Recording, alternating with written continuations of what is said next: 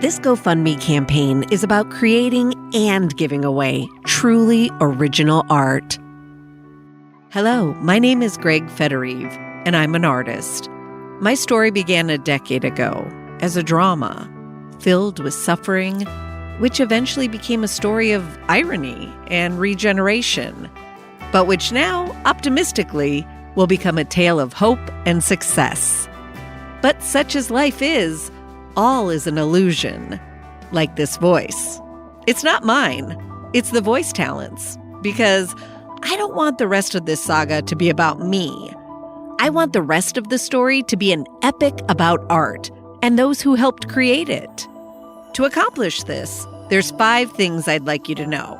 So, let the irony begin. Number 1, I'm going to create a sculpture that will be unlike any other, but, ironically, also like countless others. Number 2, this art will be given to donors, though it will be an illusion. 3, my story was born from suffering and irony, so it's both sad and it's not. 4, oddly enough, the art is about brilliant ideas and one stupid thought. And 5, while this tale has been in progress for a decade, the story is just about to start. So let me explain. Number 1, I'm going to create a sculpture unlike any other, but ironically, it will also be like countless others. This is because it will be a sculpture of Buddha. Countless other Buddha sculptures have been created, yet mine will still be unique because of the rock I'm going to sculpt. Rather than a rock, like Carrara marble from Italy, the rock I sculpt will come from everywhere. And I'm going to create 5 sculptures, each unique, each representing a Buddhist element: space, air, fire, water, and ground. Number 2, the art will be given to donors because they'll receive the pieces that are sawn, grinded, and chiseled off the slab of rock. Some may be the size of your little pinky, while others may be as large as your body, but all of them will be an illusion. This is because each sculpture will be a visual metaphor for a Hindu concept, incorporated into Buddhism called the veil of Maya, that the nature of reality is an illusion. Number 3, the story did indeed start out sad, with the loss of love, home, family, time, money, and still more. But it's also not sad, because as the saying goes, it can always be worse.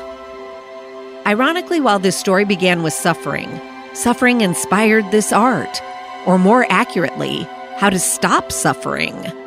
This was Buddha's lifelong path before he became Buddha. So while the story started out sad, it may end up resulting in the best art I've created in a lifetime as an artist. But I need help. Number 4, this art is titled Buddha Elemental for several reasons, one of which you may have guessed. The profound ideas Buddha had, especially those focused solely on the human condition, are brilliant. These brilliant ideas have inspired countless great thinkers, artists, philosophers, and billions of people over thousands of years across the globe. The stupid thought, though, that was mine. This thought involved marble, and the realization that it would be unfortunate if I started sculpting a huge slab of marble, but as I got further into the rock, I didn't like how it looked inside.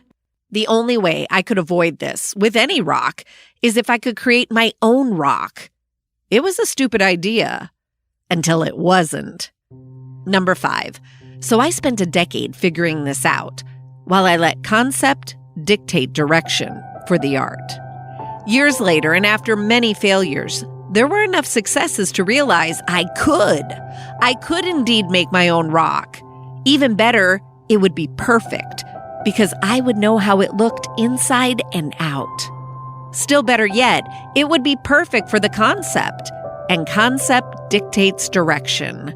So the rocks you've seen in this short video are just some of the material studies or tests, though there are many more. But now the story is truly about to start because I'm ready to begin full-scale production of the art. This will be the first time I've needed to do a fundraiser for my work because all my previous art was all funded by clients. Another first is putting my art online.